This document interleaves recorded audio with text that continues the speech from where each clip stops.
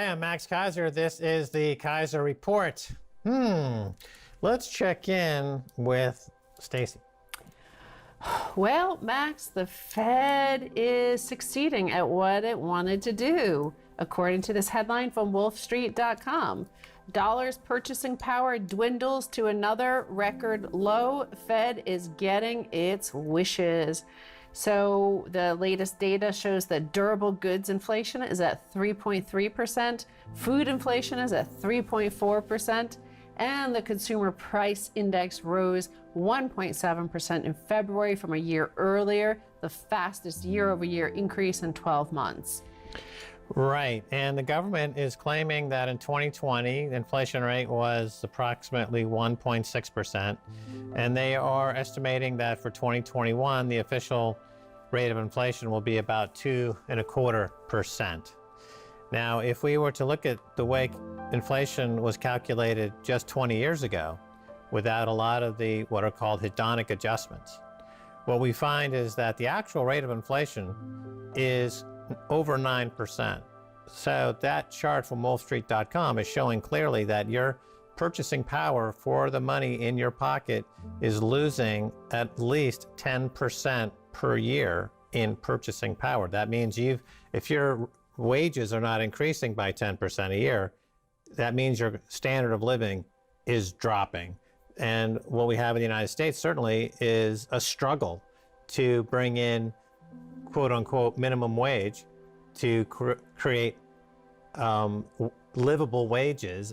Clearly those wages are not expanding, so that quality of life in America in aggregate, because of the money printing, which reduces purchasing power, is causing the standard of living in America to go down. That is irrefutable, and anyone who debates that is not looking at these very succinct and clear numbers. Yeah, we're going to look at that chart you mentioned from wolfstreet.com that comes from data pulled from the Bureau of Labor Statistics, which shows the decline in the purchasing power of the dollar. Of course, the money spigots were opened and poured all over the place last year in 2020 across the board. So there was a huge amount of increase of money supply.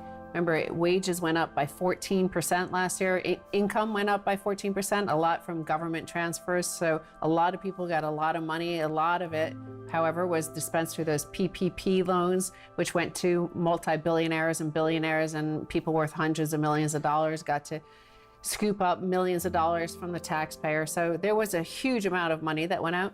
But house prices went up 14.4%, as we covered. Food prices the supermarket prices are going up by over 5%. Some products, and that's where that hedonic adjustment comes in. So like beef was up by 180% since last summer.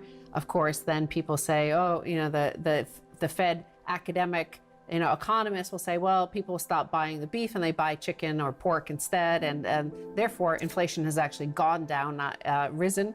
So the Fed's mandate is to look at wages and prices, right? So here are the two ingredients they're looking at. They want the purchasing power to decline. They want that. That's what they want. They want inflation.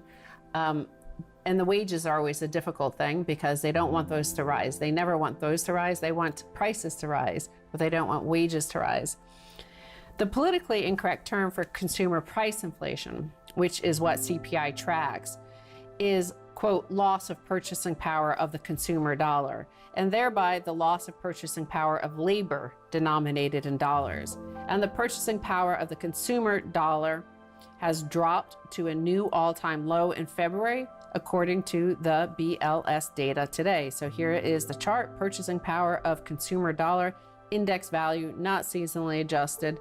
So you see it from 2007, declining, as, of course, since you see the big dip at first when the great financial crisis started, and money printing started to kick in. They slowed it down for a moment, but as you see, the decline in your purchasing power continues. The value of your labor continues to drop, essentially. What you can buy with your labor drops. Yeah, right. What you can buy for your labor drops, right? So that 15% income increase that you just mentioned is distributed in unequally, let's call it, so that you've got this multiplying effect on the asset side of the ledger. So for housing, for example, it's going up by considerably more. But probably the best mind who's looked at this is Michael Saylor of MicroStrategy, who points out quite clearly that if you look at an inclusive aggregate of everything in the economy that's the average person is going to encounter, including healthcare, housing, education, food, energy, right down the list, the actual loss of purchasing power or inflation per year right now is between 15 and 20%, which would map the amount of money supply per year now that's being pumped up into the system. So no labor is going to keep up with that. And only people who are speculating in the asset market have any attempt to keep up with that. And that's why we see so much money going into Bitcoin, because it's a direct escape valve away from all this insane money printing. But the actual experience of day-to-day prices now, it's no longer easy to hide the fact that food and energy and housing are starting to meaningfully impact everybody in America who's not of, let's say, the 100 million and above class, where they've got a hedge in terms of assets. So that would include 99.8% of the population. Well, it's going to be anybody who owns any assets, including especially a home. So if you earn $75,000 a year and you have a $400,000 property and it's gone up 15% this past year, you've made a lot more than what your stimulus check was, especially in terms of how our financial system works, is that your equity in the property goes up, your ability to borrow goes up and buy other assets going up in value. So those who don't own any property are, as we pointed out in the last episode, of course, further and further away from being able to acquire an asset from which they can then leverage and accumulate more assets.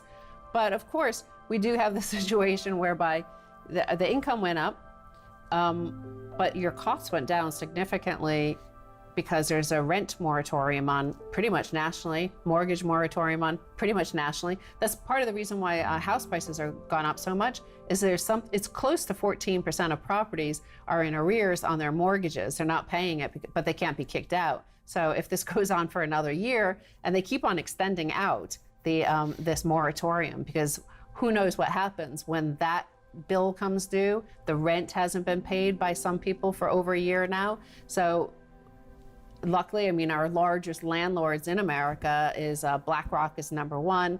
Then we have Warren Buffett. These are multi-billionaires, so they have plenty of money, but they're not getting paid. So where that comes into play and when that cracks, who knows? Like that could be a next catastrophe, but they seem fine right now. Maybe BlackRock is being actually, let's not say them, but like maybe some of these landlords are being paid through that same taxpayer facility of these PPP loans and stuff like that. There's programs from the taxpayer to pay for this. The same money printing that makes the rent be paid, but by somebody different. And then, the data on gold, because, how do you protect yourself during these times, right? So how do you acquire the assets that the Fed or the government is going to allow to go up in price and can't stop from going up in price, right? So we've talked over and over recently about the bond vigilantes no longer can exist. We talked about the gold bugs that used to also cause the government to be honest, like they weren't allowed to print so much money. They kept integrity to the money printing machine. Well, some data on the gold situation, because like $1.9 trillion is now just printed in this past week. And what does gold do? Down, right? Slowly, then all at once. Bitcoin flips gold at $550,000, so keep your eye on that. But just comparing Bitcoin to gold over the last 12 months, gold is now at 0%. It's fallen back to where it was at the beginning of the pandemic, beginning of 4 trillion printed by the government last year, 1.9 trillion printed today. So that's $6 trillion that's been printed in those 12 months. 6 trillion. The market cap of gold is only 8 to 9 trillion. So it's printed all of that and nothing. It hasn't moved. Bitcoin is up 574%, probably about in line with money supply growth. Right. Well, it proves again that the price of gold does not enjoy free price discovery. whereas Bitcoin does. So Bitcoin is proving what many have said for years, going all the way back to the Gold Antitrust Action Committee when we first started talking about them 18 years ago. The price of gold is manipulated. It doesn't have true price discovery.